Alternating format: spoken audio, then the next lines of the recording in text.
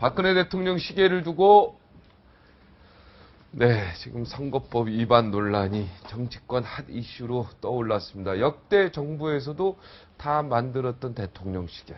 왜 문제가 되는 겁니까? 정준길 변호사 모시고 이야기 나눠보겠습니다. 안녕하십니까? 네, 반갑습니다. 네, 시계 받으셨습니까? 시계 받았죠. 받았습니까? 네.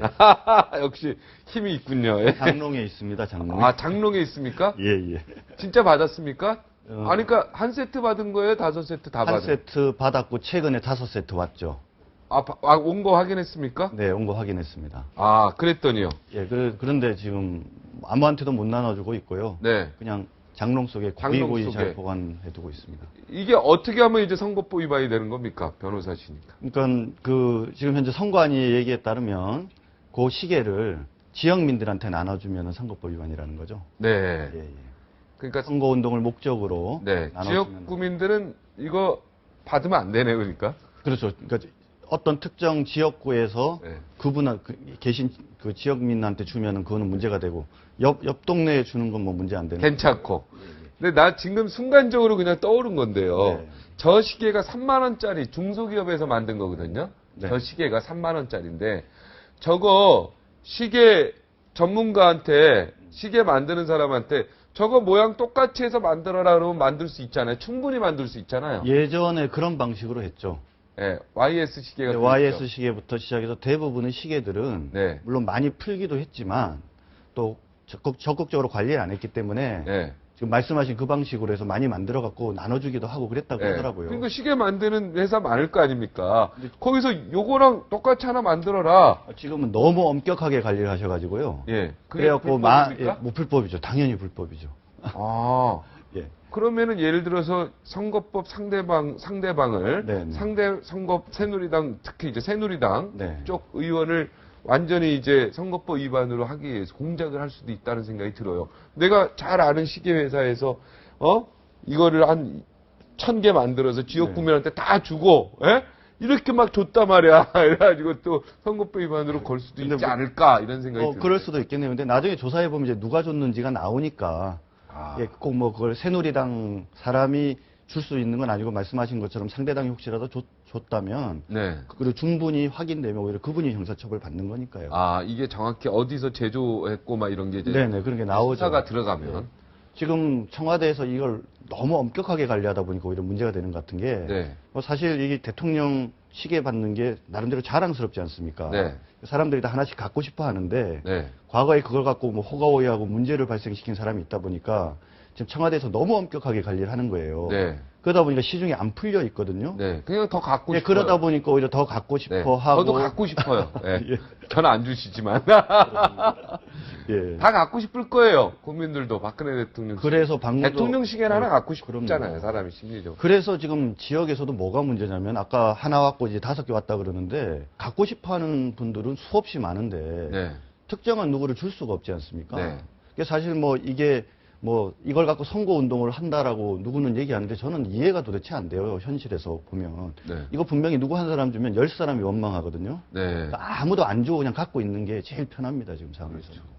이거 만약에 5세트면 10개인데 네네. 10명한테 주고 이거 선거운동 했다라고 말하기가 굉장히 곤란하다. 그렇죠. 이제 주는 것 자체도 선거법 위반 이슈가 있지만 꼭 선거법 위반의 문제를 떠나서라도 많은 분들이 갖고 싶어 하는데 그중에 일부 분들만 주면 받으시는 분들이야 기분이 좋겠지만 네. 다수의 분들이 빈정상하지 않겠습니까? 그렇죠. 그리고 왜 저 사람은 주고 난 안 주냐 이런 문제가 생기기 시작하면 네. 차라리 없는 게 더 나을 수도 있는 상황입니다. 지금. 아, 이거 그 지역 당협위원장 입장에서는 아예 이게 없는 게 네, 그냥 그렇습니다. 장롱에 그냥 쌓아놓은 게 낫지. 예, 예, 그렇습니다. 이걸 하면 선거법 위반뿐만이 아니라 안 받은 사람들이 그렇죠. 더 적이 많기 때문에 야, 저는 의원은 벌써 그렇죠. 다 줬.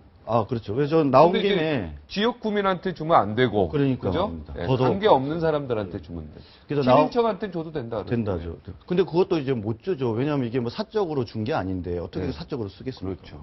그래서 저는 나온 김에 좀 대통령께 건의를 좀 드리고 싶은데 네. 이 시계가 뭔가 이렇게 특혜를 주고 권위 있는 상징처럼 되는 건 바람직하지 않은 것 같아요. 저도 그렇게 생각합니다. 예, 뭐 예를 들면 백악관 같은 데는 가면은 그 기념품 살 수 있는 데 있다 그러더라고요. 아, 거기서 시계 같은 거 뭐 여러 가지들 살 수 있지 않겠습니까? 아, 오바마 사인 있는 거? 예, 예, 그렇죠. 아, 백악관은 그냥 기념품에서 살 수 있다, 네. 기념품. 근데 이제 우리 같은 경우에는 이거를 사면은 문제가 발생하지 않느냐 이렇게 얘기를 하시는 분이 계신데 이건 거꾸로 된 것 같아요. 전후가. 왜냐하면 워낙 안 주고 제한되게 주다 보니까 가지고 있는 사람이 뭔가 특혜가 있고 대단한 것처럼 보이는 거지만 이걸 누구라도 청와대를 방문하신 분이 뭐 대통령 시계를 갖고 싶어서 본인이 돈을 주고 살 수 있는 거라고 한다면 예를 들면 그분이 뭐 청와대 시계 차고 있다고 그분을 대단한 분이라고 사람들이 생각하지 않을 거 아닙니까? 그죠? 그렇죠. 네, 기념품점에서 살 수 있다면. 예, 오히려 그래서 이게 좀 뭔가 권위주의적 시대에 뭔가 특별한 어떤 하사품 같은 그러니까. 그런 개념의 시기에 이제 좀 그만하고 네, 마패 같아요. 예, 예. 안면고사 마패 같은 느낌인데. 오히려 그게 가서 더 오히려 권위주의적이다. 누구라도 가서 시계를 사고 싶으면 사고 그렇죠. 뭐 대통령을 좋아하시는 분은 나 그래서 청와대에 방문했다가 기념으로 시계 샀어라고 자연스럽게 보여줄 수 있는 그런 사회가 좀 더 좋지 않을까 그렇죠. 싶습니다. 누구나 살 수 있는 거. 그렇죠. 누구나 박근혜 대통령 시계를 찰 수 있는 사회. 그렇죠. 그리고 그게 별로 그렇게 큰 자랑이고 그게 뭐 권위가 아닌 사회. 그렇죠. 그게 훨씬 바람직한 사회다. 그 청와대 기념품 파는 데 있거든요, 거기. 네. 거기서 판매하면 되네요, 그럼. 외국인들도 사고. 그렇죠. 제가 만약에 좀 그 의사결정권을 가지고 있다라고 하면 저는 좀 시계도 다양하게, 네. 조금 뭐 비싼 시계, 싼 시계, 네. 가동용 시계 이렇게 다양하게 해서 예. 많은 사람들이 대통령과 좀 가까이 본인이 대통령에 대해서 관심이 있는 것을 보여주는 수단으로 자기 돈 주고 시계 살 수 있어야 된다고. 그리고 굉장히 더 중요한 포인트가 만약에 그렇게 되면요. 지금은 왜 국민의 세금을 가지고 청와대에서 만들어서 새누리당 당협위원장에만 줬냐 이거거든요.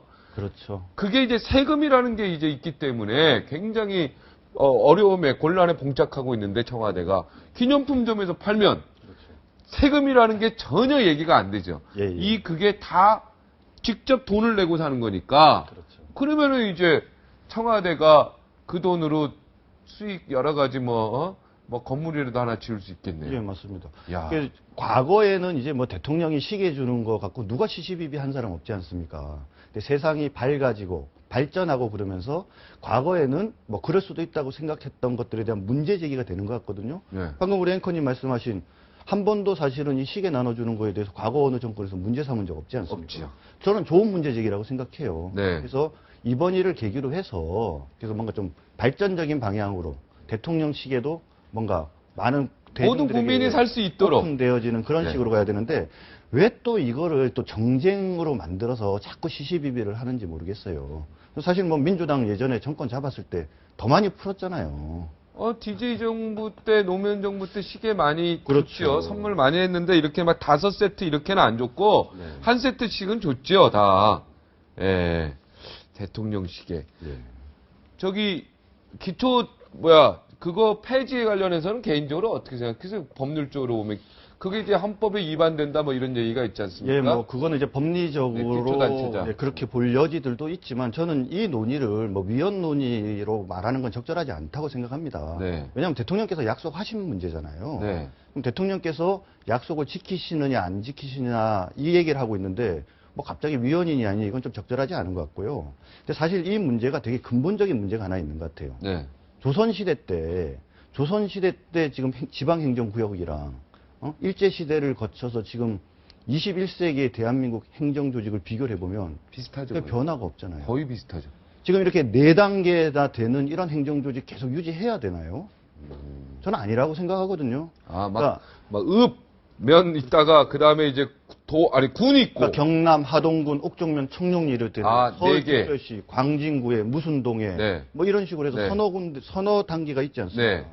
요즘 같은 이런 시대에 무슨 3단계, 4단계가 필요해요? 그냥 한 단계면 되지. 적어도 그러니까 지금 3단계 단계. 내지 4단계를 한 2단계 정도는 줄이는 게 맞는 거죠. 네. 그러니까 지금 이거를 뭐 자꾸 대통령께서 약속을 했으니까 기초를 또 폐지하네 안 하네 이거는 단순한 논리고 진짜 중요한 것은 사실은 이 지방행정조직 개편에 관계된 얘기가 수십 년 전부터 계속 있었는데 못 해왔거든요. 네. 근데 향후에 이제 통일의 문제도 그렇고 대한민국을 좀 더 발전적인 선진 사회로 만들려면 지방행정구역 이거 단계 개편해야 됩니다. 네. 그래서 그런 행정구역 문제랑 개편. 연계를 해가지고 저는 이 지방의회 뭐 공천을 정당 공천을 인정할 건가 말 건가라는 문제를 좀 연결시켜서 생각해야 되는 거고. 도지사 또 뽑고 군수 뽑고 이게 아니라 아니죠. 아예 그냥 행정구역을 딱 크게 좀 네, 이렇게 하면은 한 사람만 뽑으면 되니까 서울 같은 경우도 지금처럼 작은 구체제가 아니라 한 너다섯 개 정도 한 4개 정도 하면 되죠. 그렇게 나누고. 그래서 4개별로 하나씩만 뽑으면 되죠. 그렇죠. 그래서 이번에 이제 새누리당에서 나온 일부 의견 가운데 뭐냐면 이제 구의원을 폐지하고 시의원이 구의원을 병행하게 하자라는 그런 안도 있었어요. 근데 이제 그거는 현재 행정 조직 자체를 건드리는 아이디어까지 간 건 아니지만 기본적인 발상은 거기에 있는 거죠. 그렇죠. 의미가 있죠. 그렇죠. 이게 뭐 시의원 구의원 나눌 필요가 뭐가 있냐. 그렇죠. 그건 뒤집어서 얘기하면 이렇게 세세하게 3단계, 4단계로 할 게 아니라 행정조직 개편하면서 그 속에서 이 지방의회 문제나 지방자치제도 문제를 같이 고민해야 된다라고 생각합니다. 굿 아이디어입니다. 좋은 아이디어. 자, 김대중 대통령이 36년 만에 무죄 받았습니다. 예, 예. 2억 원 받는데, 네. 야, 그래도 억울함을 이렇게 벗었으니 네. 참 축하드릴 일이죠. 네, 네. 어떻게 보십니까, 변호사 입장에서? 무죄 났고요. 재심에서 무죄 났고, 네. 그 다음에 형사소송. 이게 박정희 대통령 때죠. 그렇죠. 네. 3년 동안. 아, 그때입니다. 저희 전두환. 전두환 대통령 네, 때니까 네, 36년 전에 예, 예. 긴급조치 구호니까 아, 긴급조치구는 죄송합니다. 맞네요. 긴급조치. 박정희 대통령. 박정희 대통령. 네, 때인데 36년. 형사보상 및 명예훼손에 관한 법률이라는 게 있는데 네. 그 법률에 따르면 최저임금을 기준으로 1배에서 5배까지 형사보상을 할 수 있습니다. 근데 요번에 김대중 대통령을 포함해서 뭐 문익환 목사님 등등 해서 모두 5배 받았으니까 법이 허용하는 최대한 받은 거거든요. 네. 그래서 금액이 좀 적다 이렇게 얘기하기는 네. 좀 부적절하지 않은가 싶습니다. 최고 금액이니까 뭐 금액에 대해서는 얘기할 이유가 없죠. 예. 그런데 하여튼 이 재심 청구에서 이렇게 무죄 받은 거는 굉장히 잘한 것 같은데. 그럼요. 잘했죠. 예, 이런 억울함들이 없어야죠. 예, 만시지탄의 감이 있지만 과거 긴급조치가 이제 위헌적인 요소가 있다라는 점에 대해서는 현재 모두 우리 사회가 인정을 하고 있고 그 위헌적인 긴급조치의 근거에서 한 형사처벌 대상자들에게 재심으로 무죄가 선고되고 또 적절한 형사보상 되어지는 거는 그만큼 대한민국이 선진사회로 변화 발전한다는 증거인 것 같아요. 네. 근데 다만 저는 좀 요번에 이걸 보면서 방금 보상 액수 말씀을 하셨는데 1배에서 5배거든요. 네. 뭐 대통령이시니까 이제 5배 주셨는데 다른 분들 어떠셨는지 궁금해요. 아, 대통령이 예, 아닌 분들. 그렇죠. 그러니까 뭐 구금의 기간, 뭐 그것으로 인한 이익의 상실, 정신적 고통 이런 여러 가지들을 고려해서 1배에서 5배까지 정하게 되어 있는데 대통령이시니까 5배 최대 금액을 줬는데 과연 다른 일반 형사 보상을 받으시는 분은 몇 배를 인정했을까? 한 배도 예, 있고, 뭐 2배도 있고. 아마 이렇게 다양하겠죠. 5배까지 인정을 안 했을 것 같은데 네. 그래서 오히려 또 이게 면밀하게 들어가 보면 또 사람에 따라 좀 갈세하는 거 아니냐. 그래서 오히려 이렇게 1배에서 5배 같이 이렇게 좀 너무 재량의 범위가 좀 넓지 않는가라는 생각이 좀 들어요. 네, 그래서 한 조금 더 좀 줄여서 네. 누구라도 무죄를 1배에서 받는- 3배 정도로 줄여야 된다. 예. 그리고 추가적으로 하나 더 말씀드리면 이석기 사건. 네. 네. 요거 관계에 대해서 하나만 더 말씀드리면 네. 지금 구속된 피의자나 피고인만 형사보상을 받을 수 있는데 이 재판에 회부되거나 조사를 당해보신 분은 그것으로 인해서 무혐의나 무죄 받더라도 정말 정신적 고통이 크거든요. 그래서 저는 이게 단순하게 구속됐다가 무죄 받으신 분에 대해서만 형사보상이 인정돼서는 안 되고 더 나아가서 고소당하시거나 그러니까 피고인이 되셨던 분 중에 무죄 받으신 분들에 대해서도 보상이 이루어져야 일정 된다. 수준의 보상이 있어야 되지 않을까 그것도 맞네요. 예. 그것도 얼마나 정신적 피해를 받지 않습니까? 당해본 사람은 정말 힘들거든요. 그러니까 구속하고 상관없이 상관없죠. 피의자 조사 받고 이러고 해서 불려다니고 네, 이게 굉장히 고민하고 피곤한데. 정신적으로 이것도 분노하고 보상받아야 된다. 이런 여러 가지 점들이 있는데 네, 이런 좋은 것들 지적이네요. 보상해줘야 되지 않겠습니까? 좋은 지적인데요. 예, 예, 그렇습니다. 이래야 돼요. 예. 대한민국이 이렇게 돼야 됩니다. 앞으로 그렇게 될 겁니다. 예. 예, 예. 그 다음에 이석기 의원이죠. 네, 지금 네. 현재 이석기 의원이 검찰에 그거에는 신문에는 답변 안 하겠다 했는데 검사 아닙니까? 검사 예. 출신 아니까. 그렇죠. 검사가 무척 열 받겠습니다. 뭐 예전에 한명숙 전 총리가 이미 똑같은 행동을 한 적이 있습니다. 네. 검사가 물어보는 거에 대답하지 않고 변호사랑 재판장이 물어보는 거에 대해서만 답변을 했던 뭐 경우가 있고 뭐 그런 연장선상에서 뭐 이석기 의원께서 당연히 이런 행동할 거라고 보는데 사실 이게 참 문제가 있는 것 같아요. 대한민국이 자유민주주의 국가 아닙니까? 그러니까 묵비권은 당연히 보장을 해줘야 되는데 사실 이석기 의원 같은 경우는 이거를 사법투쟁이라고 보는 사람이라고 저는 생각을 합니다. 그러니까 국정원이나 검찰이나 이런 거를 속칭 말하는 권력의 주국, 응? 그리고 또 미국과 자본과 외세의 주구라고 생각을 하기 때문에 정당성을 인정하지 않으니까 왜 내가 너희들의 질문에 대답해야 되느냐라는 인식을 기본적으로 깔고 있는 경우거든요. 그래서 이런 상황에서 사실은 이석기 의원이 이런 검찰에 대해서 이렇게 묵비권을 행사를 하는데 또 우리 법은 묵비권 행사한다고 뭐 그렇다고 강하게 처벌해서는 또 안 된다는 게 또 대법원 판례예요. 네. 그래서 그런 걸 보면 너무 우리 자유민주주의 헌법 체제 하에서 지나치게 우리 헌법적 권리를 좀 악용 내지 남용하고 있는 건 아닌가 싶어요. 일반인도 그러면 검찰의 질문에 답변 안 해도 됩니까? 그렇죠. 일반인도? 당연하죠. 그럼 검사가 막 화나지 않습니까? 방법이 없습니까? 검사는 그럼? 근데 보통의 경우에는 사람들이 이제 본인이 얘기하죠. 변명을 하기 위해서라도 이렇게 설명들을 하죠. 왜냐하면 쭉 질문들을 하는데 대답을 안 하다 보면 본인이 스스로 생각을 해봐도 이상하거든요. 네. 변명을 해야 될 때서 변명을 안 하면 본인이 오히려 죄를 인정하는 어떤 그런 오해를 받을 수 있는 경우들이 있기 때문에 네. 대부분의 경우에는 필요한 부분에 대해서는 자기 변명들을 하시죠. 네. 알겠습니다. 아주 드문 경우입니다. 이게. 네. 59초에 다시 돌아오겠습니다. 오늘 여기까지 하겠습니다. 고맙습니다. 감사합니다.